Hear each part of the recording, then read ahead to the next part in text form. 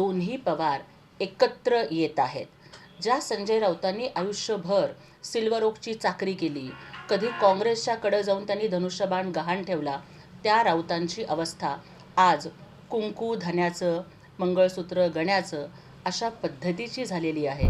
संजय राऊतांनी विचार करावा की काल दोन्ही भावांच्या मधला जो शालीचा प्रकार झाला, कुणी कुणाला शाल घातली, कुणी कुणाला शाल घालण्याची अनाऊन्समेंट केली होती, तो राजसाहेबांनी दिलेला शाल जोडा होता का घरचा आहेर होता, याचा त्यांनी विचार करायला पाहिजे.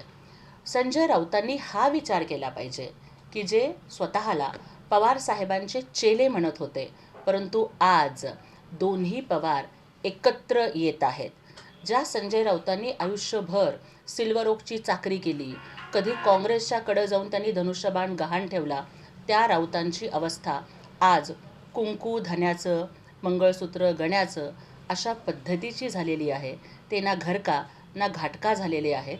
कारण 2019ला जी तत्त्व त्यांनी गुंडाळून ठेवली, जे हिंदुत्व त्यांनी खुंटीला बांधून ठेवलं, ते महाराष्ट्र अजून विसरला नाही. त्यांनी स्वतःची काळजी करावी, अन्यथा आग लागली बुडाला आणि डोंगर लागलाय विझवायला अशी अवस्था राऊतांची होईल.